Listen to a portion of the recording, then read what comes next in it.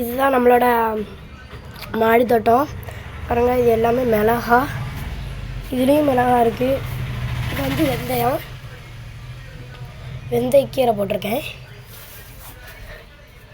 அடுத்து இதில் வந்தோம்னா அப்படியே பூண்டு இருக்குது நமக்கு, பூண்டு.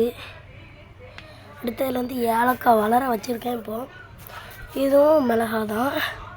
அடுத்து இது வந்து மல்லிகைப்பூ. அடுத்தா இது வந்து தக்காளி. அடுத்து இதுவும் தக்காளி. இது வந்து ஒரு கிழங்கு செடி. இந்த ஒரு கிழங்கு செடி. இதில் வந்து ஜெரிப்பழம் வச்சுருக்கேன். இதில் வந்து இஞ்சி இருக்குது. இது வந்து நம்ம மொச்சக்கொட்டை பயிரில் உள்ளது. இது வந்து நம்ம தர்பூசணி பாருங்க, விதை போட்டு வளர்த்துருக்கோம். இந்தமாதிரி வளர்ந்துருக்கு.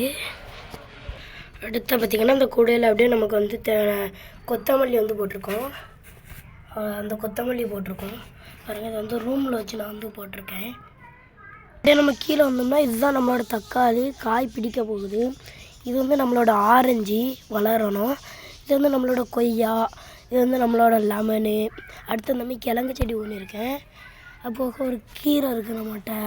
இவ்வளோ நம்மக்கிட்ட வந்து இருக்குது.